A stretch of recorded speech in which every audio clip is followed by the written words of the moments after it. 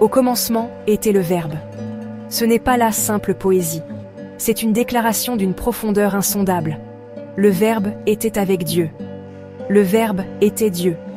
Toutes choses par lui ont été faites. Cette énonciation sacrée est l'architecture même de l'existence. C'est le souffle divin qui anima le cosmos. Pressentez la puissance que recèle une telle affirmation. Elle parle d'une force créatrice, d'une énergie fondamentale d'où tout se déploie.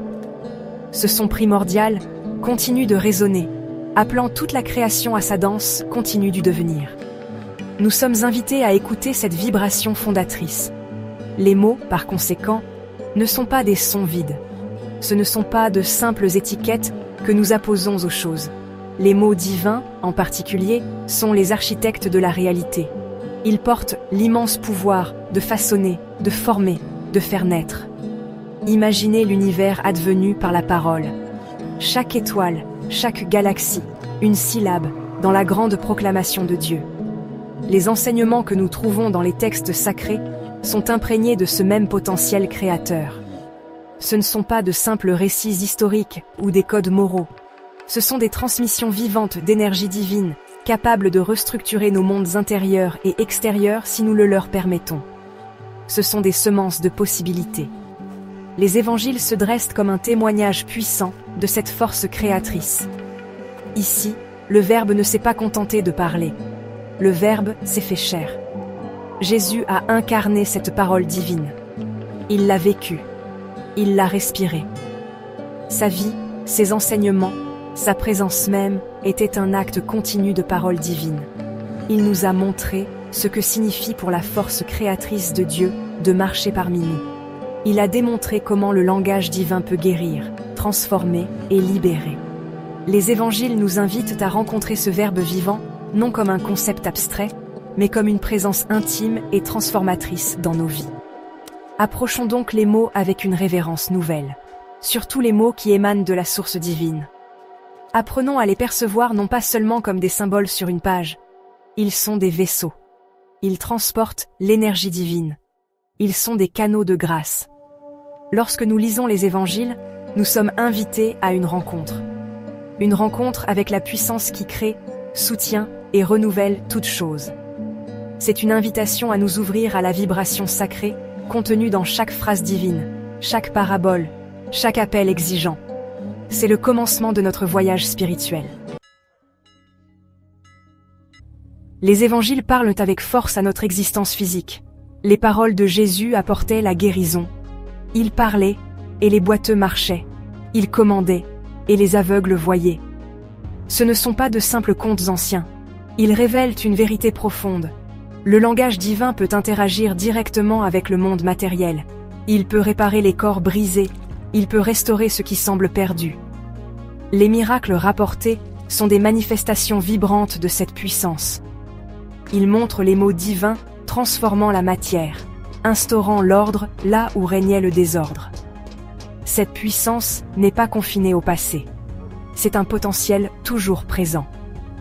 Au-delà du physique, les enseignements divins résonnent profondément dans notre paysage émotionnel.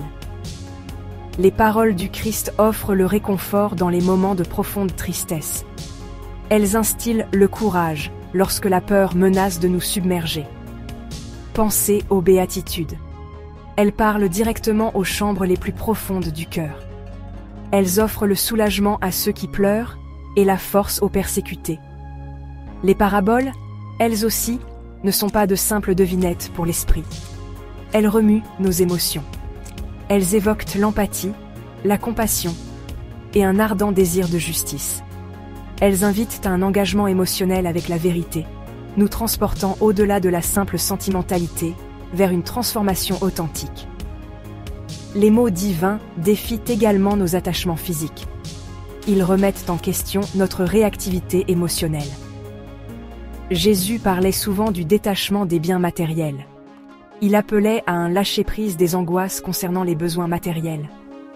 Trouvez le réconfort, exhortait-il, non pas dans la sécurité éphémère des choses.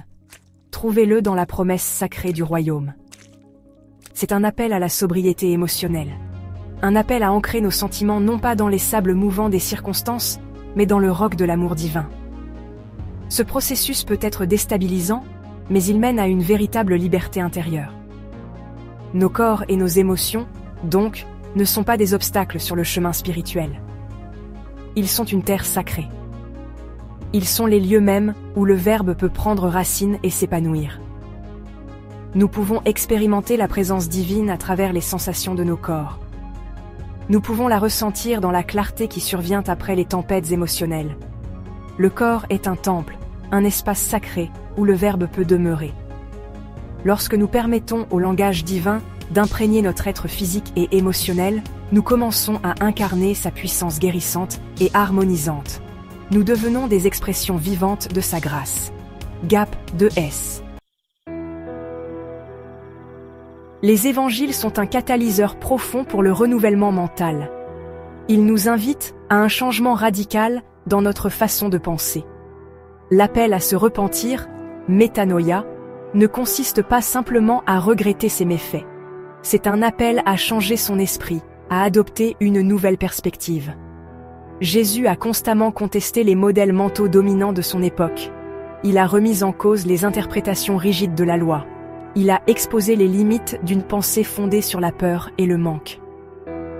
Ces enseignements nous invitent à démanteler nos propres croyances limitantes, les cages mentales que nous construisons autour de nous. Les mots divins sont comme des semences de sagesse. Plantés dans le terreau d'un esprit ouvert, ils croissent. Ils cultivent un esprit accordé à la vérité et au discernement. Considérez à nouveau les paraboles. Elles sont conçues pour contourner les défenses purement logiques.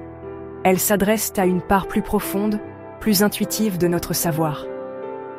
Le Logos, la raison divine, cherche à éclairer la raison humaine. Il ne nous demande pas d'abandonner notre intellect.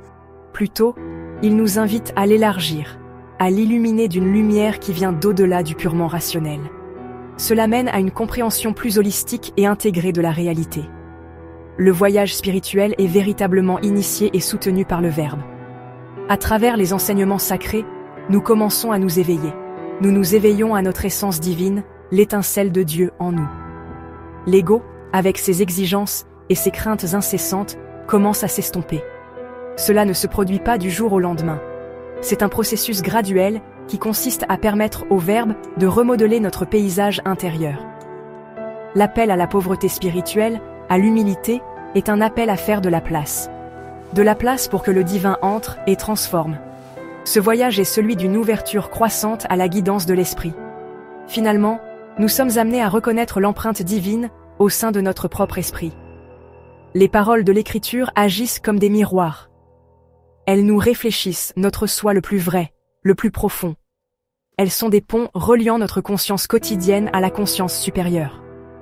L'Esprit ne parle pas seulement à travers les textes anciens. L'Esprit parle en nous, dans le calme silencieux de nos cœurs. Le Verbe divin éveille le sanctuaire intime. Il révèle que le royaume de Dieu n'est pas seulement une promesse extérieure. C'est une réalité intérieure, accessible ici et maintenant par la puissance transformatrice du langage divin. Les paroles divines que l'on trouve dans les évangiles possèdent une nature universelle et intemporelle. Elles résonnent à travers les cultures, transcendant les frontières géographiques et historiques. Leur sagesse est pérenne. Elles parlent à la condition humaine à chaque époque. La fin de sens, la quête d'amour, l'aspiration à la paix, ce sont des expériences humaines universelles. Les évangiles répondent à ces désirs profonds avec une clarté et une puissance qui demeurent intactes. Ils offrent un chemin tout aussi pertinent aujourd'hui qu'il y a 2 millénaires.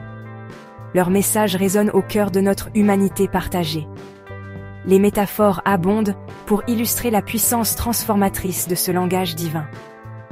Pensez aux mots comme à une lumière, dissipant les ténèbres de l'ignorance et de la peur. Imaginez-les comme une eau vive, étanchant la soif spirituelle profonde qui dessèche l'âme.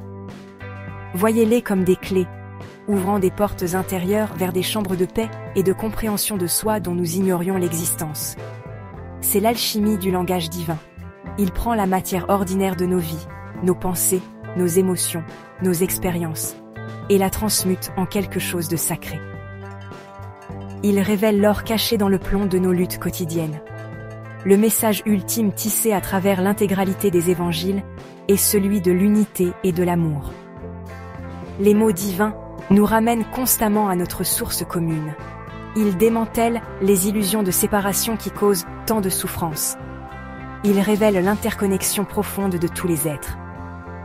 Le grand commandement, aimer Dieu et aimer son prochain comme soi-même, est le cœur même de ces enseignements. Ce n'est pas une simple suggestion. C'est la loi fondamentale de notre être. En embrassant cet appel, nous découvrons notre véritable place au sein de la vaste famille de la création. Par conséquent, l'invitation reste ouverte à chacun de nous. Écoutez profondément. Écoutez non seulement avec vos oreilles, mais avec tout votre être. Dans l'architecture sacrée de ces mots, vous pouvez trouver la paix. Vous pouvez découvrir une harmonie qui apaise le chaos intérieur. Vous pouvez vivre une profonde révélation de vous-même, un dévoilement de votre véritable nature divine. Embrassez l'architecte divin, le Verbe qui est à la fois en vous et tout autour de vous. Permettez à ce Verbe de bâtir une vie de sens profond, d'amour infini et de révélation divine continue. Tel est le voyage, et les mots sont nos guides.